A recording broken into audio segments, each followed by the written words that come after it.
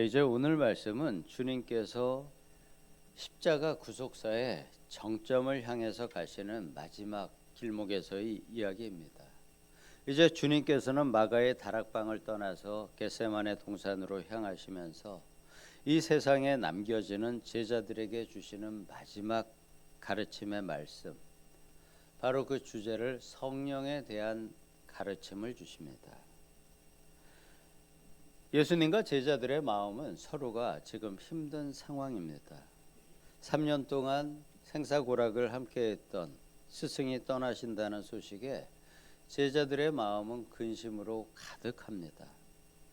그들에게 닥칠 미래가 안개와 같고 또 세상이 주는 위협이 두려움으로 그들의 마음에 밀려옵니다. 그렇지만 주님은 낙심해 있는 그들에게 제자들과 또 앞으로의 인류, 우리를 포함한 모든 인류들에게 가장 위대한 영적인 선물인 보혜사 성령에 대해서 알려주십니다. 주님이 떠나시는 것이 슬픔이 아니라 당시의 제자들뿐 아니라 우리들에게도 왜 유익한지를 알려주십니다. 그리고 그 주님을 대신해서 오시는 우리 마음에 내주하시는 성령님께서 이 세상과 교회 사이에 어떠한 위대한 사역을 하시는지에 대한 말씀을 나누면서 우리 함께 은혜의 시간을 가지고자 합니다. 주님께서는 먼저 제자들이 당면할 고난의 실체를 가감없이 드러내 보여주십니다. 1절에서 주님이 이렇게 말씀을 하시죠. 내가 이것을 너희에게 이름은 너희로 실족하지 않게 하려 함이니 라고 말씀하십니다. 여기서 실족한다는 표현은 짐승이 덫에 빠지는 것에 대한 표현입니다. 이 표현처럼 그 제자들에게 이를 세상의 핍박은 단순히 육체만을 괴롭히는 것이 아니라 그들의 영혼을 실족시켜서 믿음의 길에서 이탈시키고 그들을 방해하려는, 영적으로 방해하려는 사단의 정교한 덫을 이야기합니다. 그리고 이어지는 2절의 내용은 좀 더 충격적입니다. 사람들이 너희를 출교할 뿐 아니라 때가 이르면 물은 너희를 죽이는 자가 생각하기를 이것이 하나님을 섬기는 일이라 하리라. 그리스도의 제자들을 죽이면서 그 죽이는 유대인들의 생각이 이것이 하나님을 향한 제사라고 생각한다는 것입니다. 여기서 이 하나님을 섬기는 일, 이것이 바로 구약시대의 성소에서 드리는 가장 거룩하고 공식적인 예배, 즉 제사를 의미합니다. 진리를 거부한 종교의 기득권자들은 그리스도인을 죽이면서 그것이 하나님에 대한 거룩한 제사로 착각을 한다는 것이죠. 이것이 바로 진리가 없는 종교적인 열심의 비극적이고 무서운 행위들입니다. 이렇게 영적인 소경, 영적으로 보지 못하게 된 자들은 살인을 예배와 제사로 포장을 합니다. 그리고 마치 그것이 그들의 진심인 것처럼 스스로 속는 것이죠.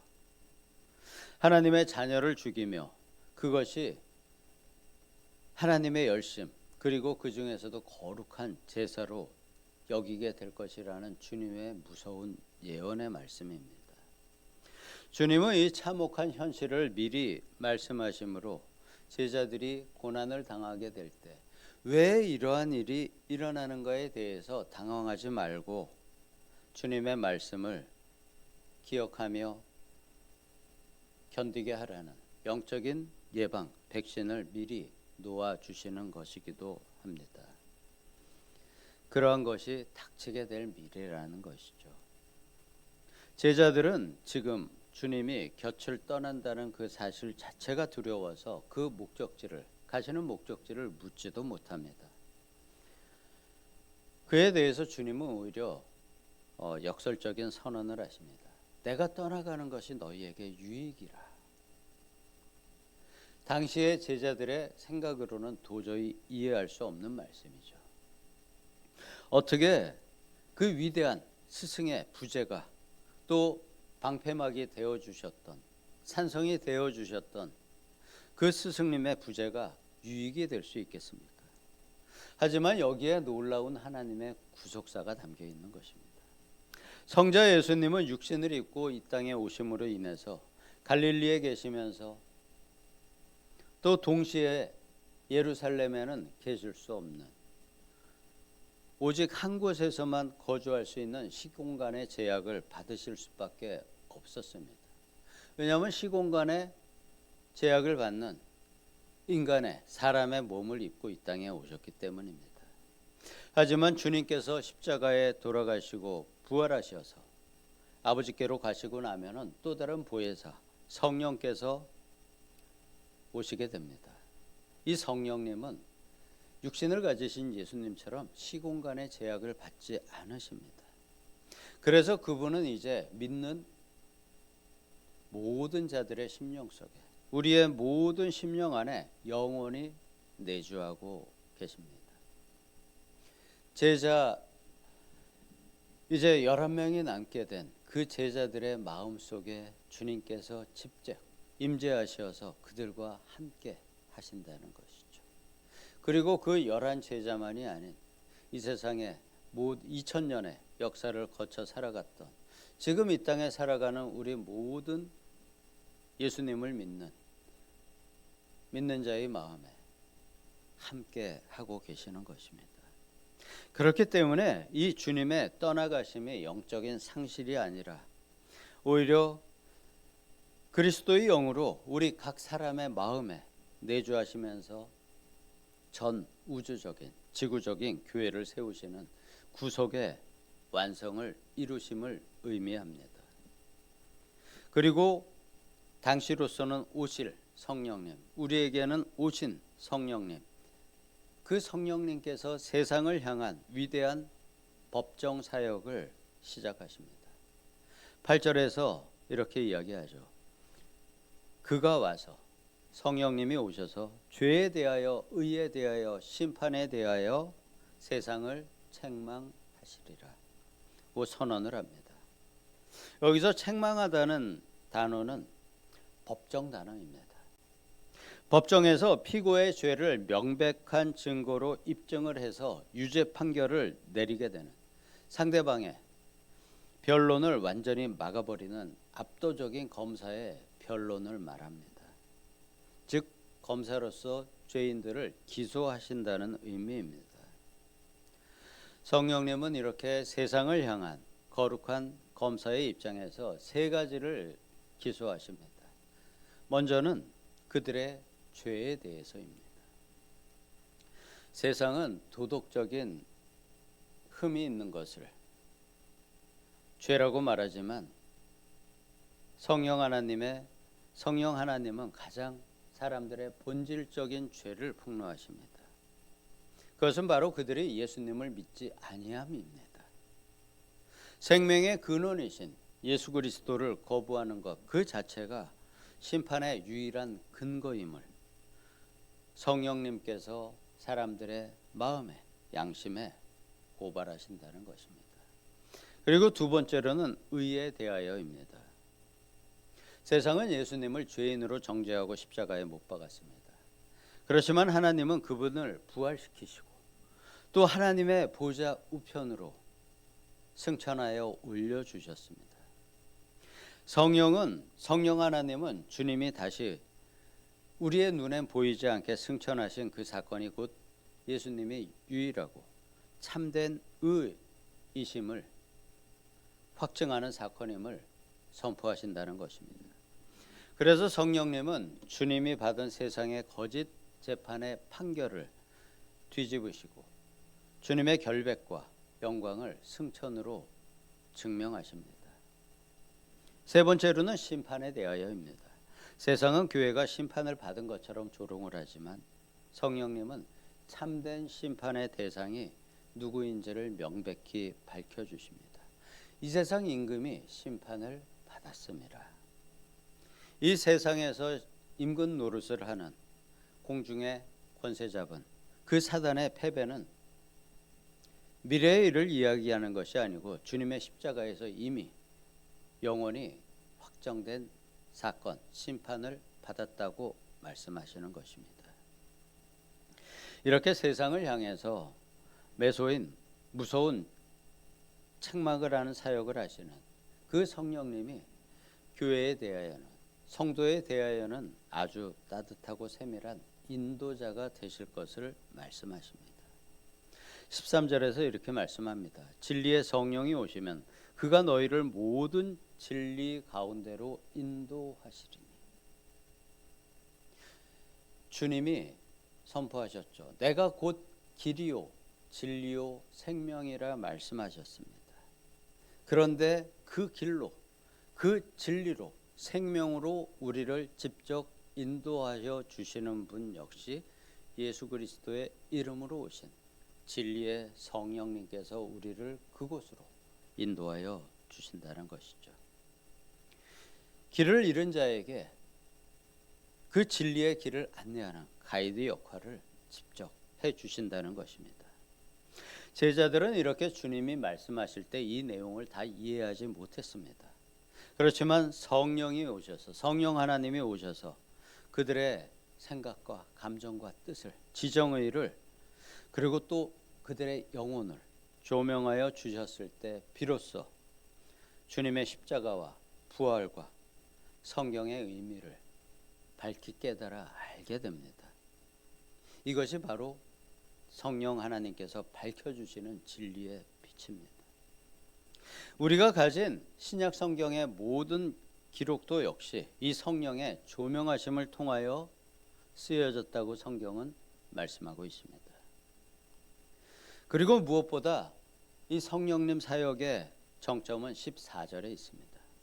내가 그가 내 영광을 나타내리니 내 것을 가지고 너희에게 알리시겠음이라. 성령님은 자신을 드러내지 않으십니다.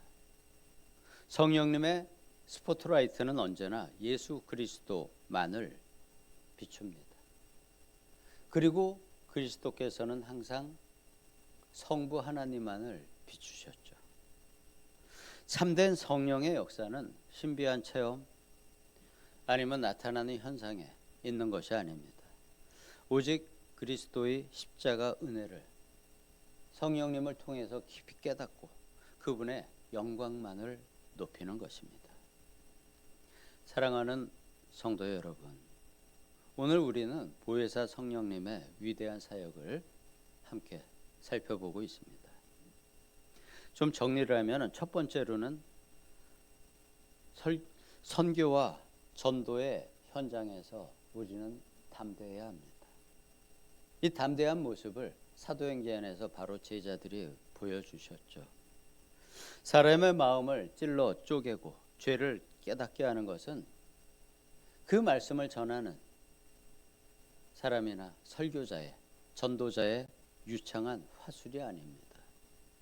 성령님께서 진리를 비추어 주시는 바로 성령님의 사역을 우리가 통로가 되어 전하는 것뿐입니다.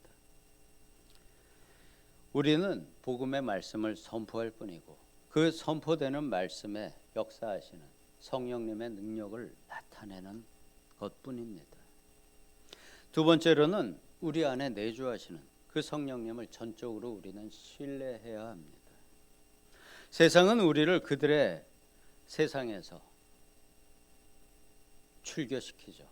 세상은 우리를 내쫓습니다. 그리고 핍박을 할지 모르지만 우리 안에는 세상을 이기신, 우리를 출교시키는 그 세상을 이기신 승리의 왕이 계십니다. 사단은 오늘 말씀처럼 이미 심판을 받았습니다. 우리는 이미 이긴 싸움을 싸우고 있는 믿음의 군사들입니다. 이것을 잊지 않으셔야 합니다. 우리는 세상을 이긴 사람들입니다. 그리스도와 성령 하나님의 능력으로. 세 번째로 성령 충만의 목적은 오직 그리스도의 영광이어야 합니다. 우리의 삶과 교회의 사역이 오직 예수 그리스도의 이름을 높이는 일에 집중될 때 진리의 성령님께서 우리를 가장 선한 길로 인도하여 주십니다. 그것을 내가 취해서 뺏으면은 안 좋은 결과가 나타나게 됩니다.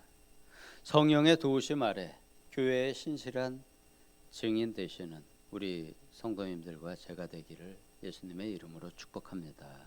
아멘. 아버지 하나님, 이렇게 성자 예수님 또한 성령 하나님까지 삼위 하나님께서 우리 마음에 내주하심을 예수님의 가르침을 통하여 우리가 더욱 믿음으로 알게 되었습니다.